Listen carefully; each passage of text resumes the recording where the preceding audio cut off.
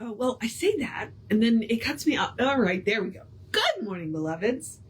The beginning of my videos are going to be a little weird because it keeps cutting me off. But, yay, here we are. Okay, so my eyes are itchy because it's spring. Yay! Which means I'm having my eyes are a little extra dry and it makes my vision a little weird. That's okay. That's okay. We are here to do The Voice Celestial. We are in book 2, The Voices of the Aged Masters, I think. How when I started this, I did not notice there were 2 books. I don't know. I was just like, wait, there's only so many chapters. I didn't read through it. I just took it as a suggestion to do it. But let's do the housekeeping and then we'll get into it. And what all I mean by the housekeeping is just reminding you, we are Creative Life Spiritual Center. The website is creativelife.org. The constant contact email, what you do is email info@creativelife.org. That will get you 1 email a week unless something unusual happens, which is usually weather related. And it tells you what's going on for the week and the month, and the hot links are hot. If it says click here now, it'll take you right to the information you want, or the person that can help you get it. So there's that. And I don't know what else I was going to say, but now we're going to launch into social media, which if you're watching this, you're watching it on a social media, even if you're watching it on YouTube. So what we're asking you to do is we don't monetize our social media because we don't want to deal with the ads any more than you do. What we ask you to do is go like, subscribe, share, follow, comment on the content because it bumps us in the algorithms. We would appreciate it. And we are Creative Life Spiritual Center or Creative Life Spark, depending on which platform you're on. And I am the running Rev Ryan on all of the platforms that I am on. So there is that. All right. Yeah, I think that's everything. So here we go. Yeah. Okay. So we are on chapter 4. Hopefully I won't take an exception to this one like I did yesterday's chapter. I even asked Jesse about it, and he said, well, he could be referring to the start of patriarchy. So I have to go back and reread it. I just haven't done it yet because I was really mad about it. So, and I'm glad to see that I wasn't the only one who was mad about it. So we are on chapter 4. He's got these kind of cool little pictures. So I just wanted you to see the picture. All right. So chapter 4 is Zoroaster, Mithras priest. And what I'll try and do is when I get off this, I'll go put a link on these to Zoroastrianism. It is an interesting faith tradition. All right. Let's see. Okay. Trying not to crack the binding of the book. All right. So, the Wayfarer. My eyes, half blinded by the radiant light that shone around the altar, I could see, surrounded by his priests and acolyte, the white-robed prophet, Mithras' sacred son, the soul pure Zoroaster, sainted one of Persia's golden age, who taught and lived for centuries before the advent of the prophet of Judea, who taught as he. Yes, I saw him who first of all the race gave concept of a conscience to mankind, which, like an angel, moves with man throughout his life, remaining pure from evil and accompanying to heaven the homebound soul. So sweet the romance of the soul, which, as it passes over the bridge, Chenvat, the bridge of retribution, sees a maid advance with welcome on her lips. Astonished by her beauty and her grace, the soul inquires, who art thou? Thou who seemest to me more beautiful than any daughter of the earth. To which she makes the reply, I am thine own good works, the incarnation of good thoughts, good words, good actions, and good faith. Yet if the life be bad and evil thoughts have entered in, then shapes horrific meet the soul. And it is thus by conscience judged the final arbiter of its own fate. So was I taught and told that evil is the negative of good, but need not be. And I perceived that Zoroaster showed a harmony behind the dual face of deities, that evil is not absolute, but absence of the good, as darkness is absence of the light, and that the light is God, the universal word, the real, which will at length absorb and dissipate the mimic God, and that Ariam will be swallowed up by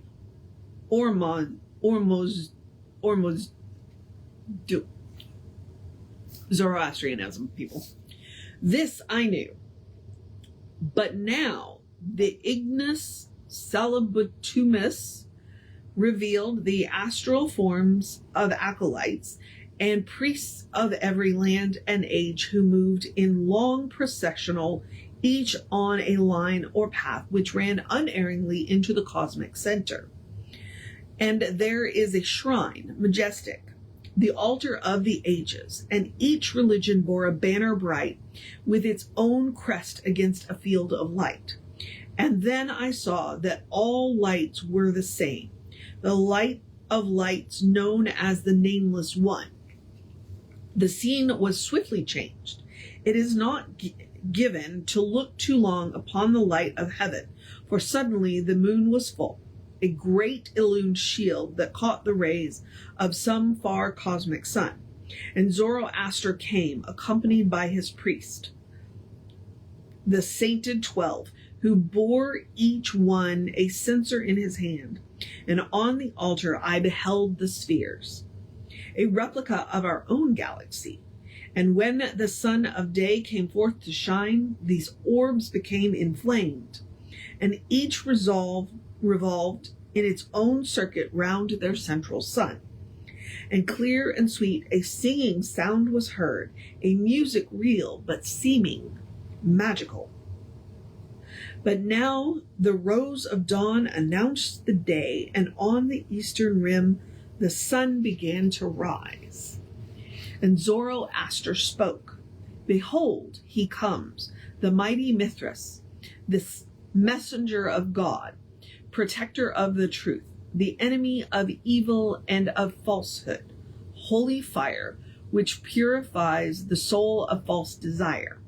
Behind this veil of flame, for eyes too bright, is Ormuzd, God of gods and light of light. Then kneeling there in humble ecstasy, they chanted, God in light, we worship thee. Bright, bright, bright is the path of God. Light, light, light is the way of truth. Warm, warm, warm is the flame of love. Holy, holy, holy is the eternal light. The sun and the stars all sing thy praise. The sky is filled with thy presence. Divine is the holy sun of light, wondrous the pathway of peace. Holy is the eternal word, blessed the manager of truth. Holy the child of love, warm are mother arms, divine the offering of heaven. Then suddenly the ether seemed to shudder. The ignis subtilis grew dim, and all the figures faded from my sight, save that I saw a child, an acolyte, whose face stood out, still luminous at night. They're short chapters. I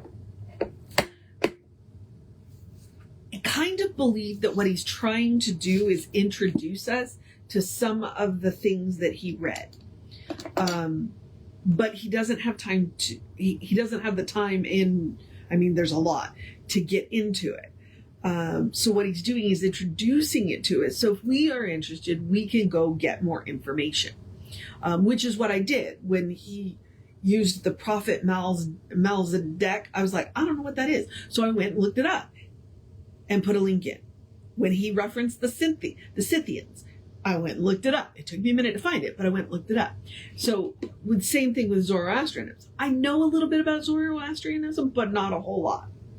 And it's kind of like any other religion that you've seen, where they have a light and a dark and a good and evil, but what they're saying is, and far be it from me to summarize a religion, is what Ernest is saying is that they recognize that there's not a God of good and a God of evil.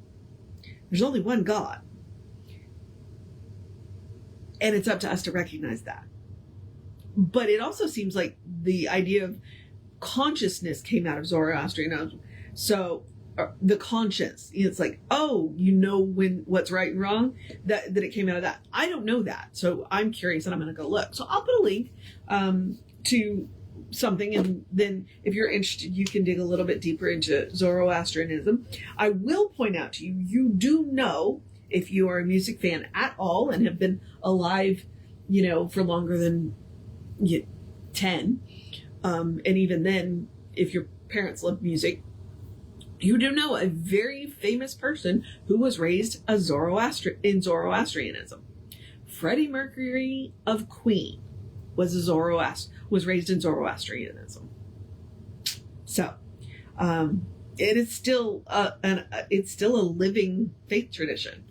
Yeah, like I said, Freddie Mercury.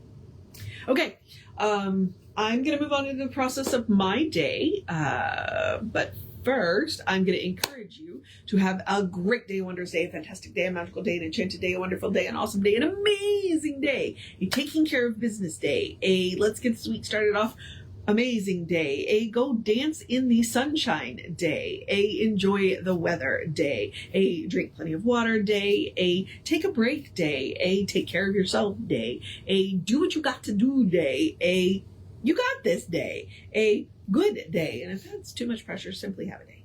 You are enough, just as you are. You are a beloved expression of the divine. You are a brilliant light, a divine spark, spirit in motion, God in action, a beautiful masterpiece, and a work in progress at the same time, at your own pace. And as Reverend Jesse likes to call us, you are a godling. All right, beloveds. Explore the truth of your being. Get to know who the divine knows you to be. Because the divine knows you to be good. It's all the divine knows. So, all right, beloveds. Reverend David will be on around 5 p.m. with you. I'll be back with you around 9:15 tomorrow. Take care of yourself. Know that you are loved. And I will see you next time.